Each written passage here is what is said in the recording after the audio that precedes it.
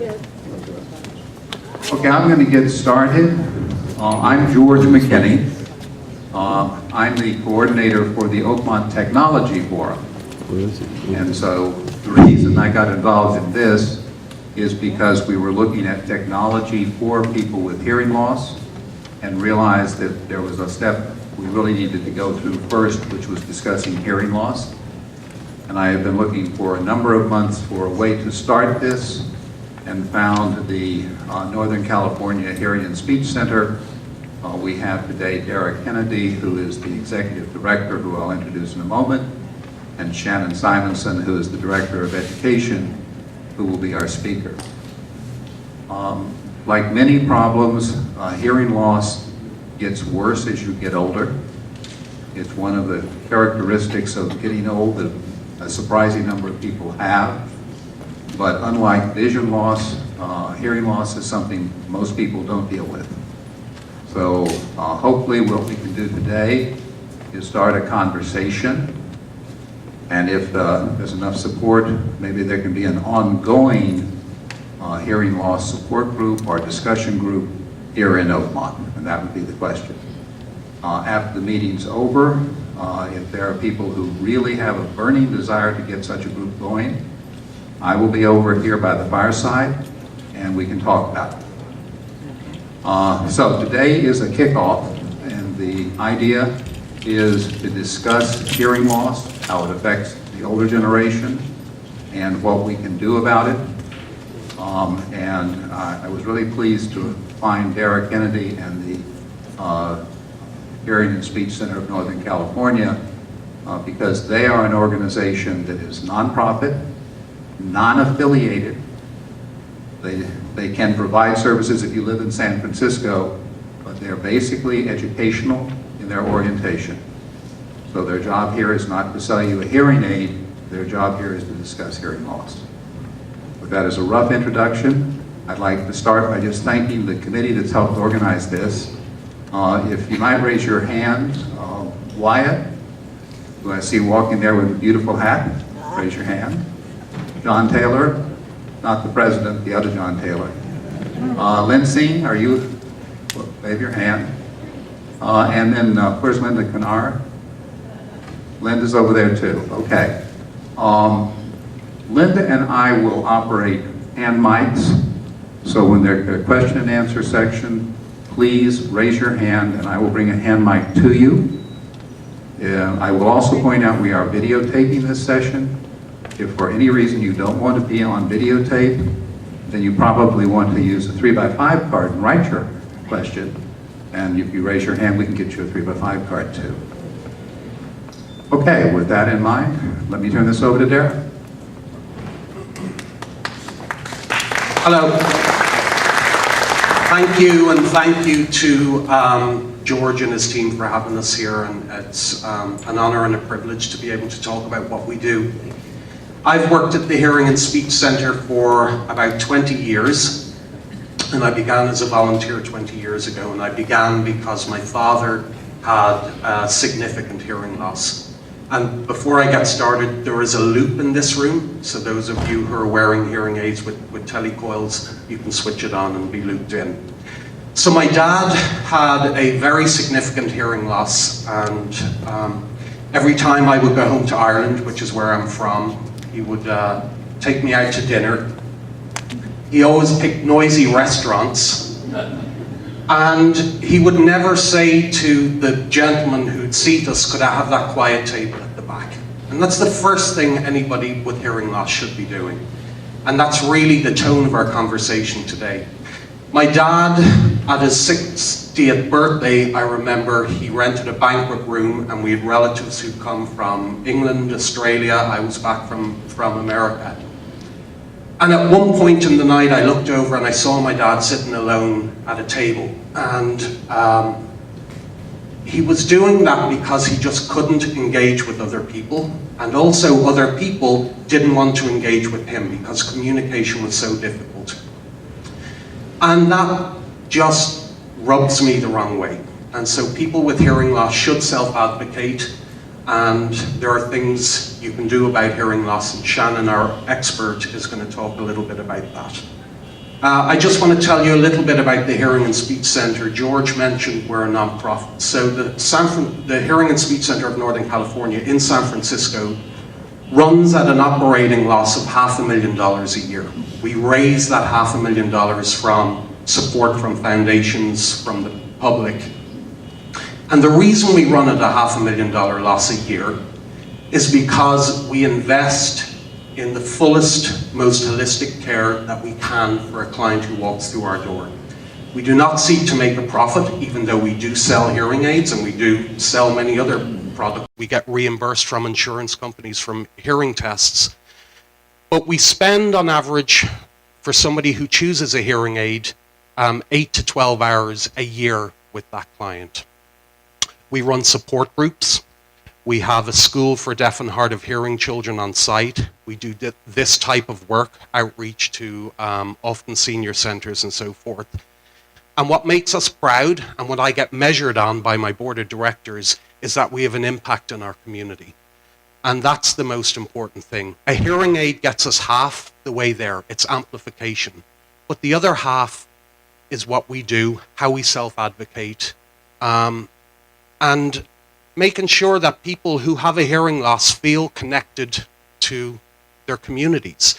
Everybody in this room has made a decision to build community by being part of Oakmont. And I think hearing loss, when people build community like that around hearing loss, when we understand what it is to have a hearing loss, when we face somebody, when we make sure our face is illuminated, it's little things like that that make a big difference. And my dad died about 4 years after his 60th birthday.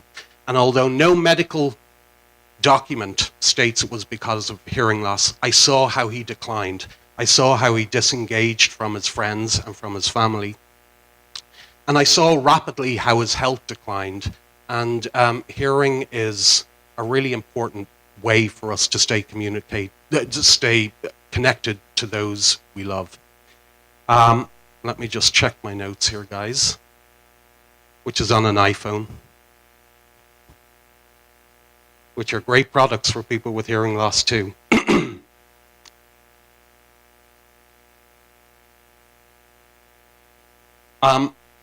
So hearing aid, Shannon's not really going to talk about it.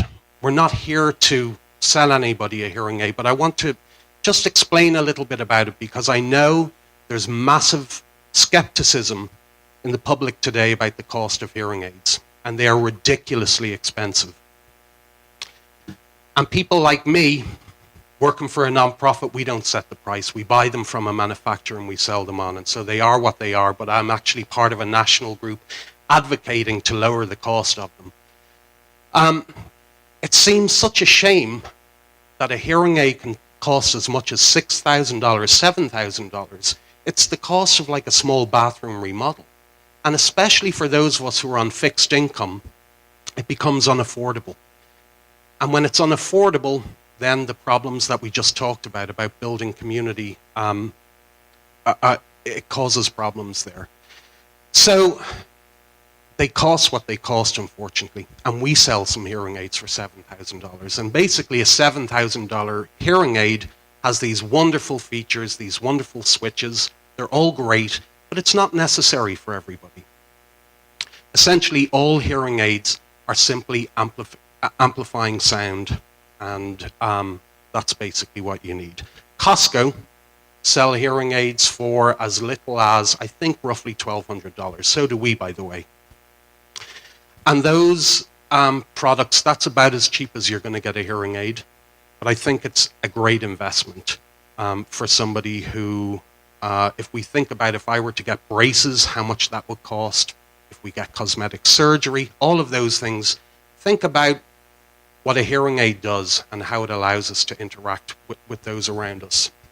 So Shannon's going to talk today less so about hearing aids, but more about strategies, about other products, about how we can help ourselves. Shannon needs to leave at 2:30, and Shannon is our on-staff expert.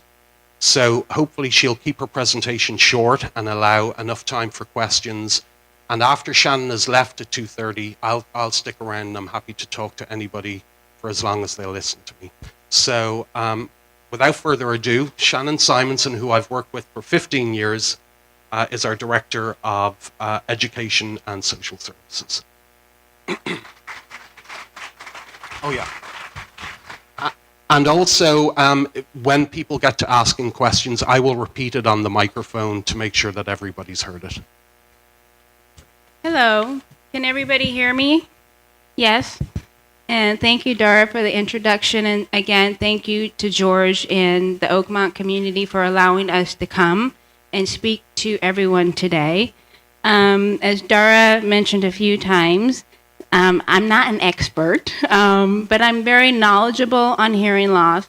And I know a lot of people, when I do my outreach events, especially with the adults and seniors, people will look at me and say, well, gosh, Shannon, you're really young.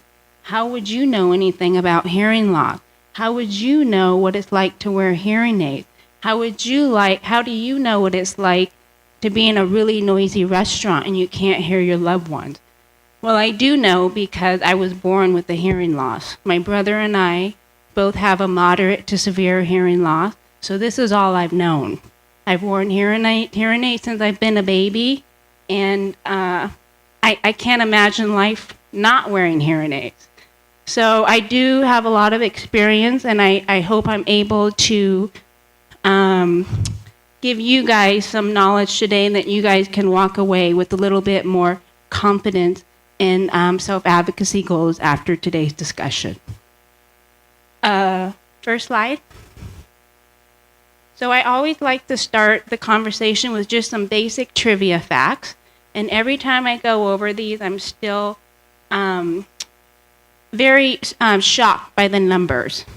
So the first one, there are 13.8 million people with hearing loss in the US. That's a big, big number. 1.8 million people are deaf.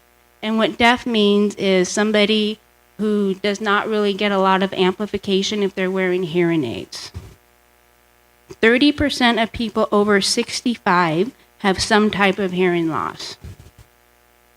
14% of those are between the ages of 45 and 64. And this one always makes me really sad. An estimated 7 million cannot afford hearing aids. That's a lot. But again, today, I don't want you guys to leave feeling discouraged or sad. Again, we're gonna have you guys leave with positive communication strategies that can be used in the home, in the community, and I'm also gonna discuss some basic assistive listening devices that for those who cannot afford hearing aids might be another option. And then the last one, this is just a fun fact. For those who don't know, Juliette Lowe, who is the founder of the Girl Scout of America, she was deaf. Did you guys know that? Yeah. Next slide. So I apologize for the blurriness on this one. And I'm not going to go too much into detail about this, but I cannot tell you how many hearing tests I get. And to this day, I still have a very difficult time understanding what an audiogram is. Now remember, I was born with a hearing loss, so I've had many tests, and every time an audiologist will give me my audiogram, I'm still like, I don't get this. But this is very simplified, and hopefully you guys will be able just to understand it a little bit better. And I'm going to use myself as an example. So does everybody see all the letters in between that little diagram? Those are all the speech sounds that we say every day. And if you go down to the light blue section, and actually a little bit above into the green and to the blue, that's where my hearing loss falls. So I have a moderate to severe hearing loss. But it's really important to say that's where I am when I do not wear my hearing aids, which means if I'm not wearing my hearing aids, everything above the blue line, I cannot hear. That's a lot. But with my hearing aids, I fall all the way to the top between the mild and the moderate range. So it's pretty spectacular what technology can do today. Okay, next slide. And as both George and Dara mentioned earlier, I'm not going to have a discussion about what hearing aids are best for you, why you should get a hearing aid, realistic expectations, etc. That's not my goal. My goal is just to kind of briefly discuss some emotions that might be happening with someone who has a hearing loss, or maybe someone you know who has a hearing loss, and you can maybe identify what's going on in their life. Next slide. Oh, thank you. And these are feelings and emotions that I see on a daily basis. I do outreach to about 2 senior centers a week, and I see this again all the time. So I want to reiterate, it's very common, and it's okay. I see a lot of denial. I see a lot of people getting angry. I see a lot of confusion. I see a lot of depression. As Dara mentioned earlier with his father, isolation, embarrassment, frustration, and extreme tiredness. And I can relate to all of these, to this day. I have moments when I'm feeling like I don't want to deal with my hearing friends because it's too much. I have moments where I'm feeling frustrated because how many times do I have to ask somebody to repeat something? I get frustrated. I get embarrassed because I still make comments that might not make sense to what actually is being said. Happens to me all the time. So that's why I wanted to bring these emotions forward, because again, it's very common and it's okay. Next slide. You're pretty quick, George. And the reasons that somebody might be experiencing these feelings are, for one, person may be experiencing hearing loss as a loss. Again, remember myself, I was born with a hearing loss. This is all I've known. I don't know any other way. But somebody who is older and who has lost their hearing over the years, that's a loss. You guys, for all these years, have been living in a world where you were able to hear the refrigerator buzz. You were able to have a group discussion and be able to hear what the other person across the room is saying. Now it's a little bit more difficult. So you are experiencing a loss. And I want you guys to just be aware and accept that. And it's a very common thing. Number 2, the person wants to maintain identity and function as a hearing person. It's kind of what we just talked about before. You're experiencing a loss, and maybe that person at that point in time doesn't realize what's happening.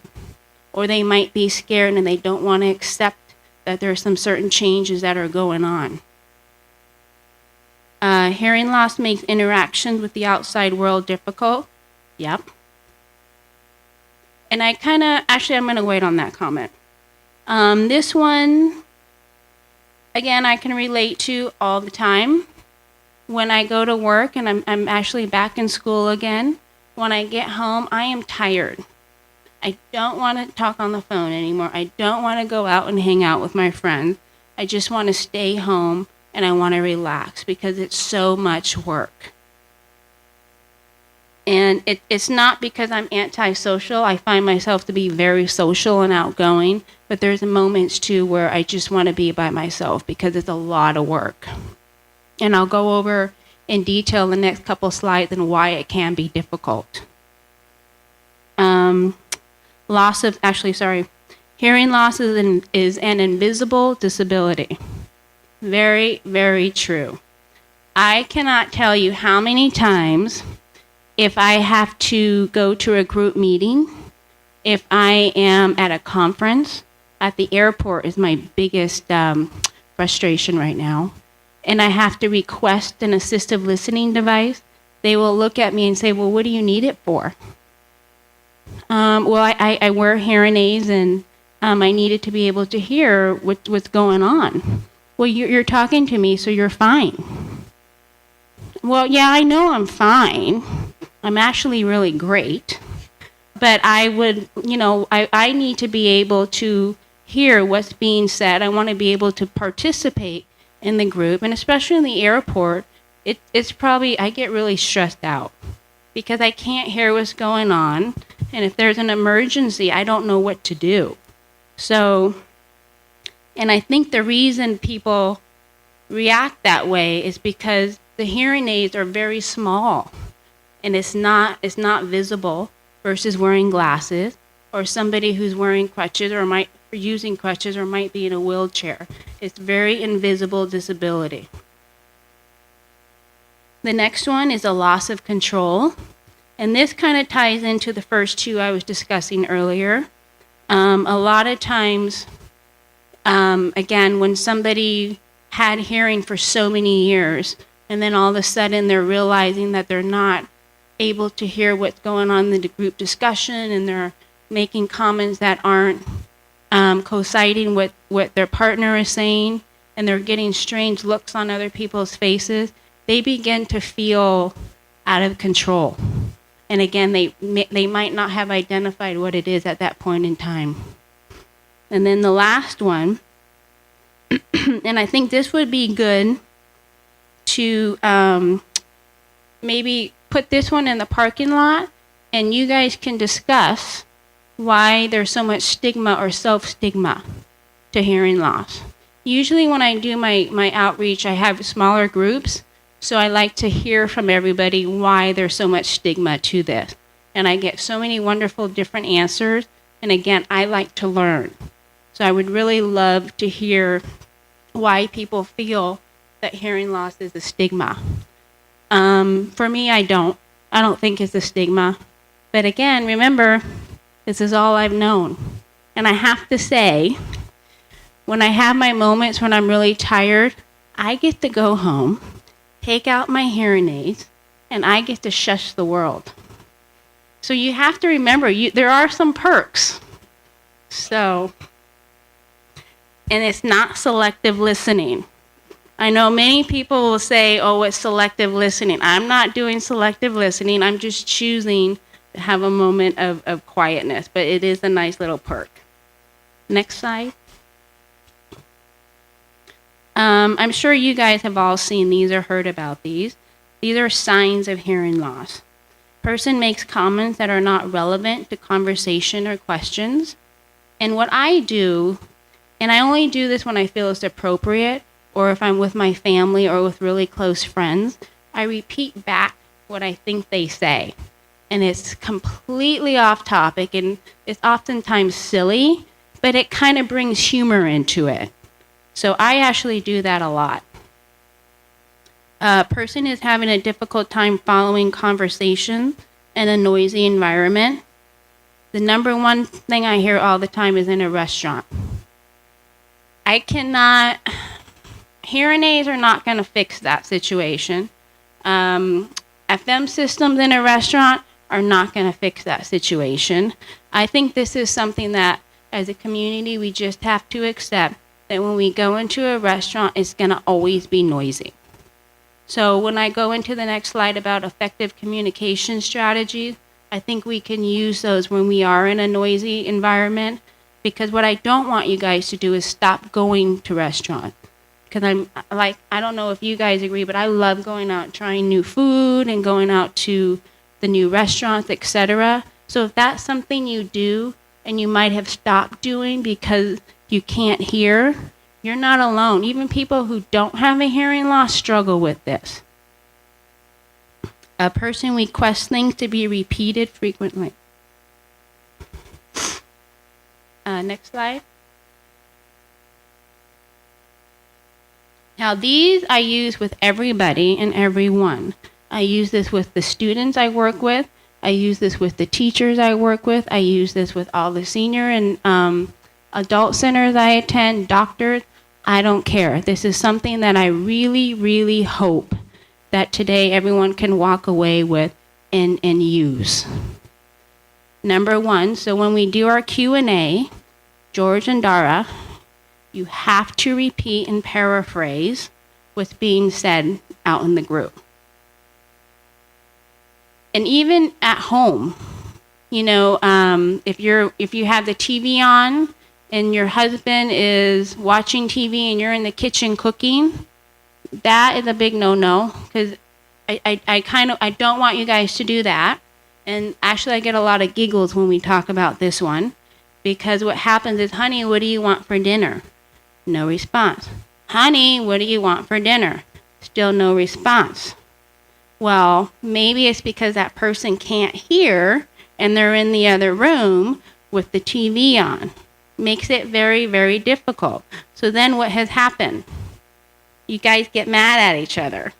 And then that starts, well, you're not listening. Well, I didn't hear you. And so you guys can, that can be erased. So this is the moment where the other person has to kind of breathe. Oh, that's right. He or she might not be able to hear me. Let me go into the room, repeat and paraphrase what I had asked before. I'm telling you, it will really minimize all your arguments. Number 2, ensure that one can see your face. This is something that I need. And a lot of people, again, when I do my outreach events, people will say, oh, I don't lip read. I bet you do. You need those facial cues. I need to see if you're happy. I need to see if you're mad.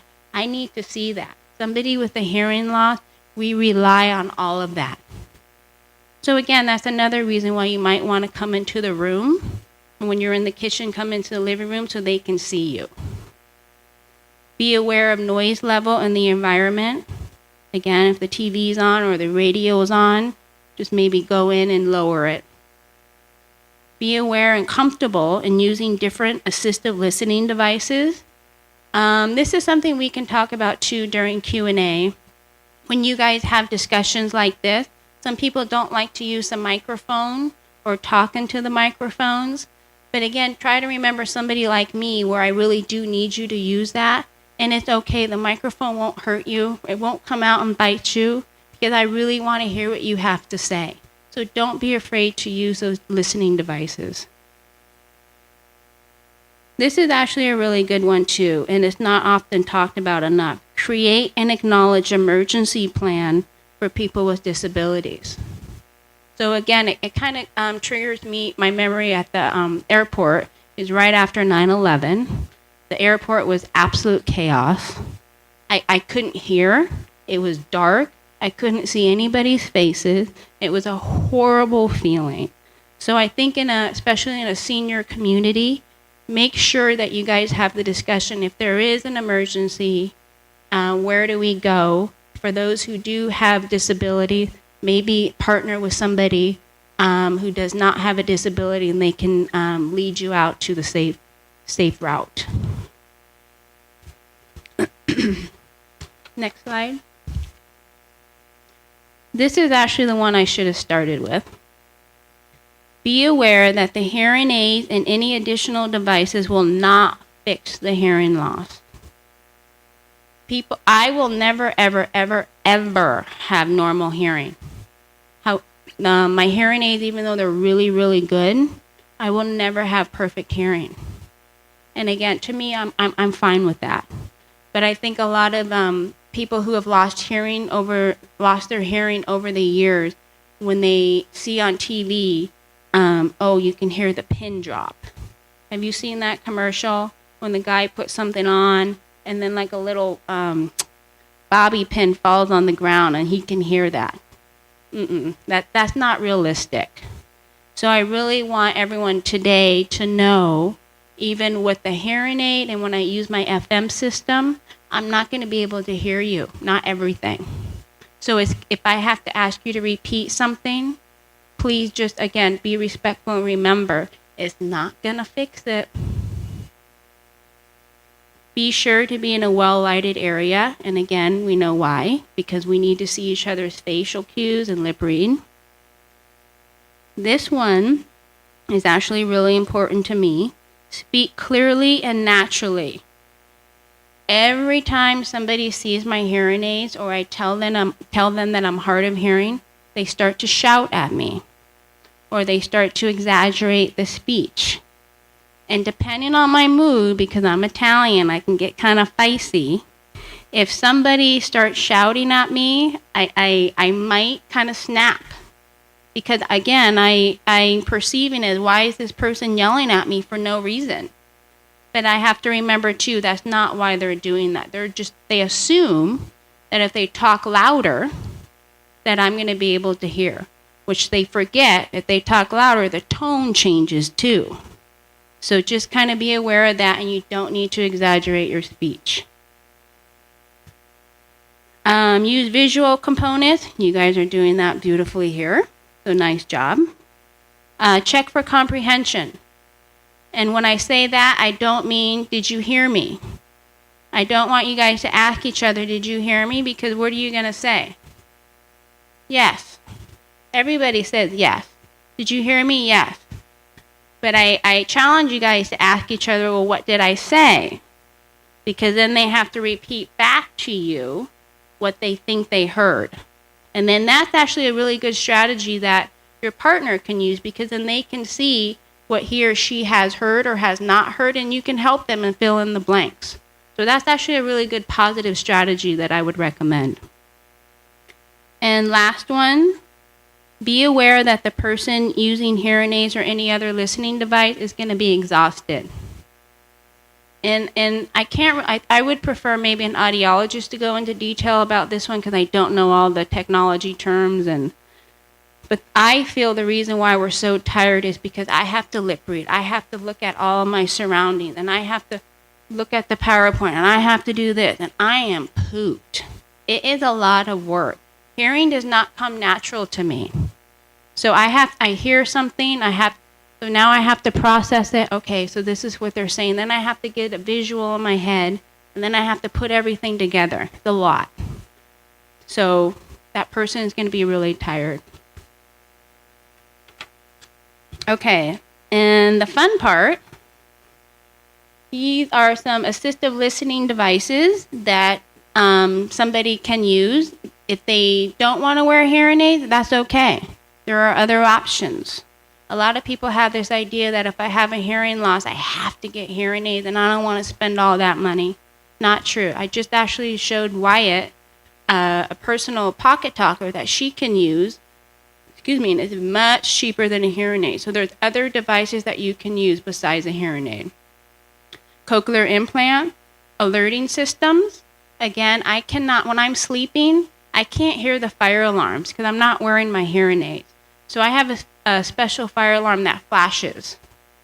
So there are other alerting systems that are available for people who have severe hearing losses. Amplified telephones and cell phones. I don't know if you guys are well aware of the California Telephone Access Program. If anyone in California has a hearing loss, they by law can receive a free amplified telephone. And I left a bunch of applications on the back table, and we are actually a vendor with them. And they come to our center twice a month, and they are fabulous. Video phones, this is for somebody who's really deaf, but I wanted to bring awareness. And this is really cool now, too. If somebody who's deaf and they're signing, and they want to communicate to another person who's hearing, there's a little TV that they would use, and then the person who's deaf would sign, and then they can communicate to the operator, and the operator can translate through their video phone and orally talk over the phone what the other person's saying. Sound fill system, which you guys are using right now. Looping system, which you guys are using now. You guys are very good. And the personal amplify system, which Wyatt is using right now. And if it's 2:30, how are we on time? 2:30? At 2:05. Oh, okay. So we got time. And I can show you guys, too, what those are. And those are about $185. So not very expensive, and it's actually quite reasonable. And the last slide, where to go from here. Continue to have healthy and open conversations with your loved ones and within the community about your hearing. So as George had maybe suggested, maybe have a support group. I facilitate a support group in San Francisco, and I love it. It's actually part of my group too, I would say. And it's those little things that my really good girlfriends can't identify with, but my participants in my group can't. So it's a really special group. And we talk about everything. And it's nice because it's all confidential and it stays within that group. Continue to use positive communication strategies with your loved one and within the community. It's all those strategies we just talked about. Repeat, paraphrase, check in for comprehension, make sure they can see your face, etc. Continue to be educated on the variety of devices that are available for those who have hearing loss. And I've spoken with George, and I think he's got you guys pretty organized, and I think you're going to have some upcoming visitors that are able to touch on this as well. And then lastly, if someone you know may have a hearing loss, I would just encourage them to contact their primary doctor, and that way the primary doctor can give them a referral to see an audiologist. And remember, you want to use positive reinforcement if somebody has a hearing loss, because remember that slide we talked about how if they're angry, they might not be ready to go to an audiologist yet. So you really want to use positive encouragement and reinforcement and do whatever you can to try to get them to see an audiologist. And that's it on my part. So you guys have all been so fabulous, and thank you. And I think we're going to open it up. I kind of wanted to keep it short for Q&A. So thank you.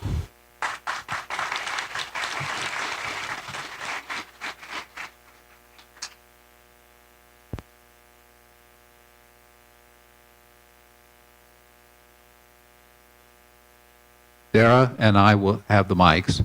If there are questions, one of us will find you. Anybody has a question?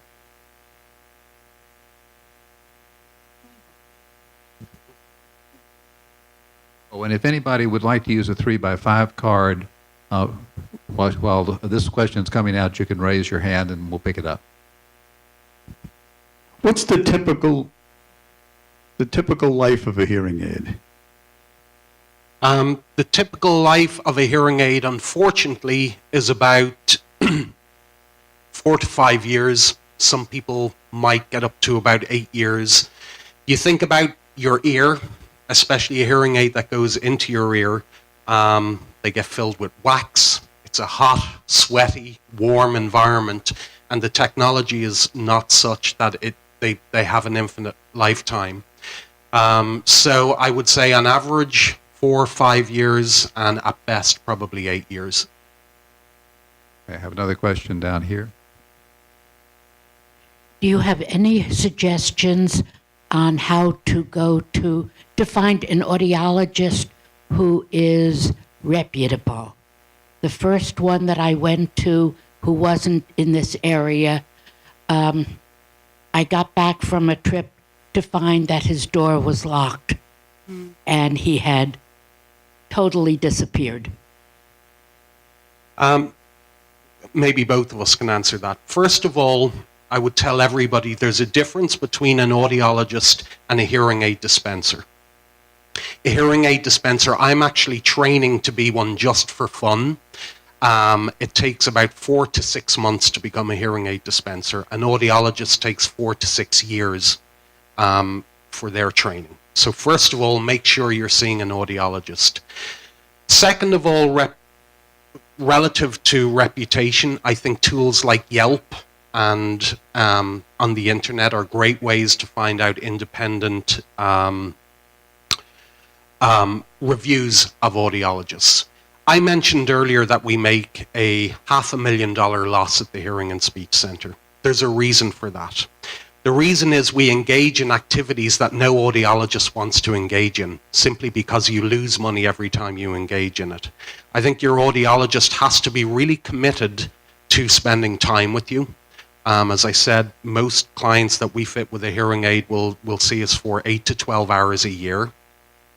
And so for somebody in the business of making a profit on hearing aids, they want to see you as little as they possibly can. So I think having conversations with someone you see is important. Shannon mentioned our support groups. Again, when somebody leaves our office with a hearing aid, it's important to us that that holistic effort into them really succeeding with their hearing aids is there. And so ask your audiologist what other type of activities they engage in. Let me expand on that a moment. I think for a place like Oakmont, if Oakmont decides to have an Oakmont hearing group where you can talk to each other, periodically get together, you can email and talk about your experiences, you'll find that your neighbors will be good at giving you references. I actually, too, want to add to that. Sorry. We have a bunch of resources, audiologists and ENTs throughout the Bay Area. So what I can do is I can email that resource little cheat sheet to George, and then he can distribute that to the community if you guys need that. But it does list all the audiologists and ENTs that are in the North Bay, South Bay, etc. So that can be another tool to use. I wanted to hear a little bit more about the personal amplification devices. I think I've been reading about them, and in general, I'd like to know a little bit more about them, why they're cheap, and are they sort of like a pre-hearing aid, or will they actually take the place of one? It's a good question. I don't know if I would say a pre-hearing aid because, and Dara's going to get mad that I'm saying this, I'm the worst salesperson. I love the Pocket Talkers, and I brought some so I can meet with you maybe at 2:25 before I leave, and I can show you what it is. It's a little device that's about this big, and it can attach to your pant buckle. And it comes with either headsets or you can get little, earbuds. And they are the most powerful little guys. And why they're so cheap, I don't know. Actually, I take that back. I do know. It's because they're only allowing you to utilize or amplify sound in a small group or one-on-one conversations. Whereas a hearing aid, I'm able to hear, obviously, more distance-wise, the clarity of the speech, etc. But the Pocket Talkers and the Duet Comfort that I brought today are absolutely fantastic.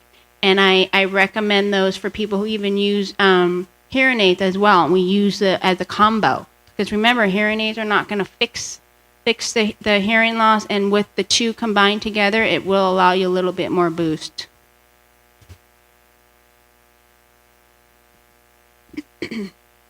Yes, I've had 2 audiology tests, one at Costco and one that was recommended through my doctor, a regular audiologist.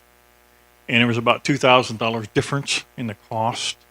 And I figured out that was because the first one, the audiologist, did a lot more support beyond just giving me a hearing aid and a test. Is that worth doing that? That's my question.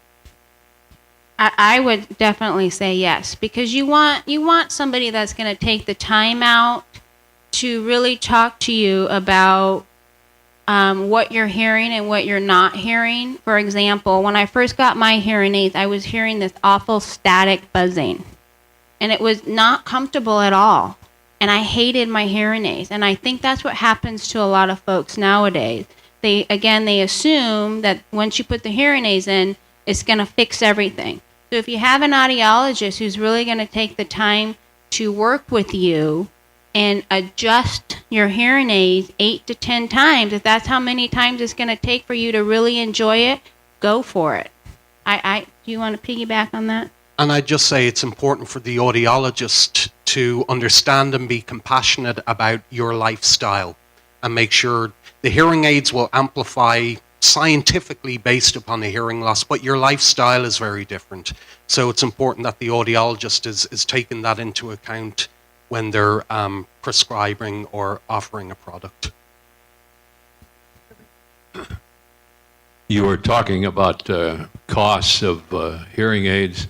I wonder how many of the gentlemen in the room know that the Veterans Administration provides hearing aids free of cost. Thank you for bringing that up. I'm going to repeat that. The Veterans Administration, the hospital, provides fantastic hearing aids and hearing tests for all of our wonderful veterans. Very, very important, and it's silly not to take advantage of that. maybe this is too amusing a question, but I've been to the best ear doctor in town, had the best hearing aids. I have 50% loss of hearing. I can't handle Downton Abbey. It gives me You a can't- great deal of trouble. You can't handle what? I can't understand the downstairs part of Downton Abbey, and I think I should be able to. Are you talking about the accents? I just can't. I can't hear it well enough to make it a value to watching it. I'm not watching it. No. So did everybody understand that? With the best doctors in the house and the best hearing aids in the house, she's just finding it still very difficult to hear the clarity of what's going on in one of her TV shows, which is the Downtown Abbey. And I can absolutely relate to that. Accents, oh yeah. And you know what? All those strategies that I have encouraged you guys to use, sometimes I get so frustrated if I have a client who has a really thick accent, I can't do it. And it's not that I don't want to, it's just so difficult.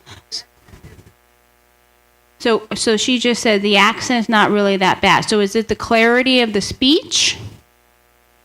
Yeah, okay. And that's another issue too. I think people a lot of times they can hear something but not really, and it's the clarity of speech. So that's really important to remember. So have you used closed captions on your TV? I would recommend closed caption. That way you can continue to enjoy the show. Fuel for thought.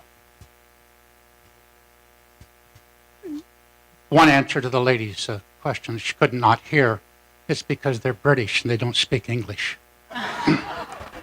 He said the reason why it's difficult to hear the Downtown Abbey TV show is because they're not speaking English, they're speaking British.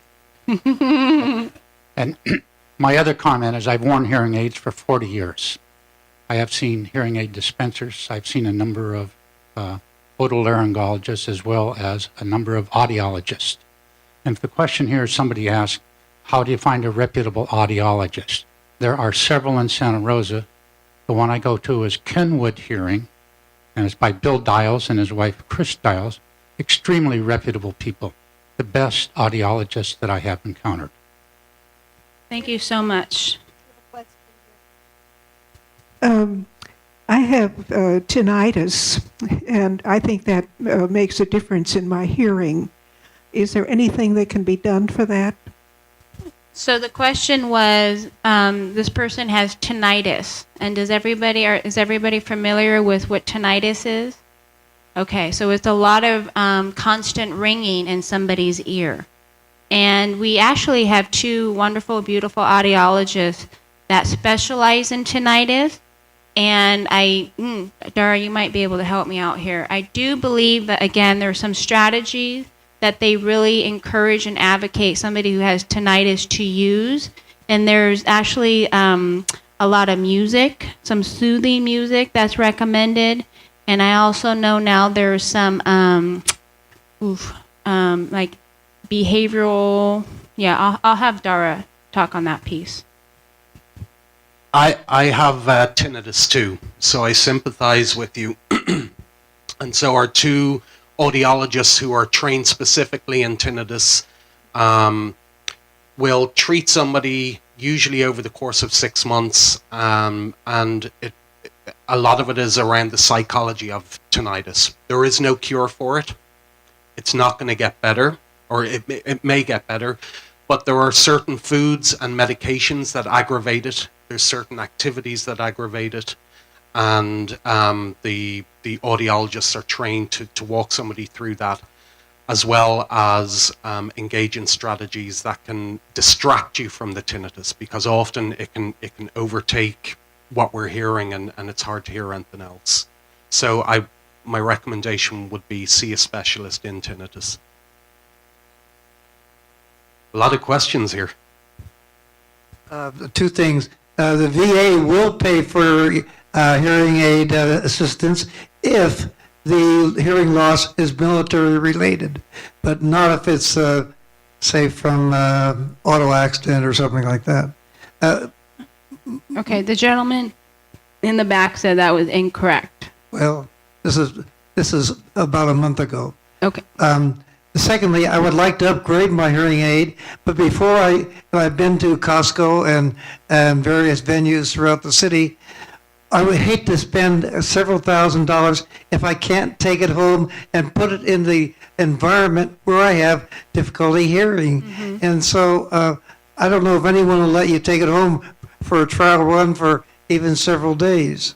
We actually, at our center, I know our audiologists, we have an agreement with our hearing aid manufacturers that you have up to 60 days. Correct, Dara? 60 days? 60 days yeah. to test out the hearing aid. And again, because there are certain hearing aids that might work for you, I love Starkey. There's many name brands out there. I've tried Phonak. I just cannot do Phonak. So I can relate and empathize with you, but I would definitely, again, find an audiologist and ask about, a trial period. I would like to try this for 60 days and see if I like it. And even remember, within that 60 days, you keep going back and having those hearing aids adjusted. I would add one thing. Your audiologist should also carry several different brands of hearing aids. Any audiologist that carries one single brand is not doing their clients a justice, because the different brands have different nuances to them relative to hearing, and so reputable audiologists should be carrying more than one brand. We have another question here. I wondered if you could expand upon the cochlear implant, and the effectiveness and appropriateness of it. We are far from experts in cochlear implants. Often there's a threshold in hearing in which somebody becomes a candidate for a cochlear implant. And in very coarse terms for the room, I'll explain what that is. Essentially, the surgeon will blast any remaining hearing in your ear, put an implant in the cochlea that will send signals to your brain differently than hearing does. That's essentially what it is.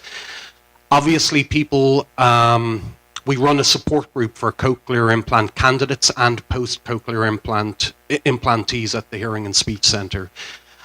Blasting your hearing out, eliminating the hearing that you have, is a scary thing for most people. Surgery, anywhere up around our brains, is frightening for most people. And there's a huge adjustment period after a cochlear implant. So you're learning to interpret speech, and you're learning to interpret sound, and so there's a lot. So you really need to think hard about it. That said, I have a board member who got a cochlear implant last year. He's, I'm going to guess, about 68, and his life had been miserable for 20 years, and he got this cochlear implant, and he adapted like that. He has a new girlfriend. He's happy. He donated more this year. So we are not experts. That's just an observation. It works very well for some people, but you have to be at a threshold in order to benefit from it. And then I want to add to you have to be a candidate too, which means you can't just wake up and say, oh, I don't want hearing aids today. I think I want to do the surgery. The doctor has to approve that the hearing aids, like I would not be a candidate because I do so well with my hearing aids, but there comes a point in time where not everyone does really well with the hearing aids. So then the next option is a cochlear implant. If you were told you need a hearing aid, do you always need an aid for both ears? Can you repeat that again? Sorry. If you were told you had a hearing loss and you needed a hearing aid, do you need both ears, an aid for both ears always? Again, it would depend on what your hearing loss is. Some people have bilateral hearing loss, and some people have a unilateral hearing loss. So those who have a unilateral loss would only have to wear one hearing aid. And then those who have a bilateral hearing loss, it depends.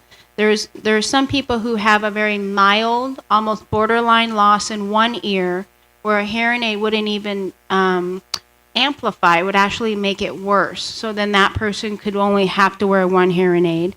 Myself, I would obviously benefit from 2 hearing aids. So it actually depends on the person's hearing loss. Can you repeat that? Does the price vary? In other words, if you get a price for a hearing aid, is it for 2 aids or 1 aid, or does it make a difference in the price? Dara, do you want to answer that? The way it works for us, and I actually don't know how it works for other people, but we generally offer a discount if somebody's purchasing 2. And I think that discount is usually 10%. But the hearing aids, whether they're $1,000 or $3,000, it's $1,000 each. And then we try and offer people a break just because it's so much money. There's a question here. Do we have time for one more question? I have the mic. Okay. First of all, I want to thank you very much for your information. I think it's been incredibly valuable to me personally. I brought a guest with me. It's my hearing alert dog. And that's something I noticed was not mentioned when you listed assisted listening devices.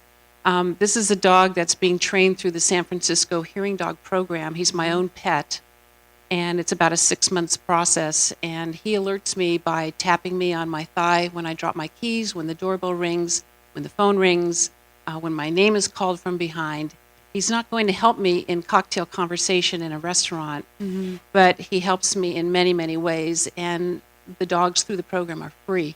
So if anyone's a dog lover, as I am, or you want to train your own pet, the executive director lives in Sonoma, comes to my house, trains us at our home. Thank you so much for saying that, and you're absolutely right. And I'm going to add that to my slide. We actually have a colleague who also has a hearing dog, and she got her dog, Bernard, at the hearing dog program as well. And he does the same thing. So if somebody's coming into your office, we will say, go get Barbara. And he will run and jump on Barbara. So, and I wish my dog was trained to do that, but she's really old. But thank you so much for bringing that up. Absolutely. Okay, I want to thank Shannon for coming and sharing with us today. If this is something that we want to continue, it's going to require some of you to volunteer to help make it happen in Oakmont. So I'm going to stand over by the fireplace, and I'm going to wait and see if any of you wish to see this happen again with more input or not. Shannon, if I might, as a small thank you, you can't come up to the Sonoma County without having a souvenir of Sonoma County. So hopefully the liquid in here will be of use. Okay, thank you very much.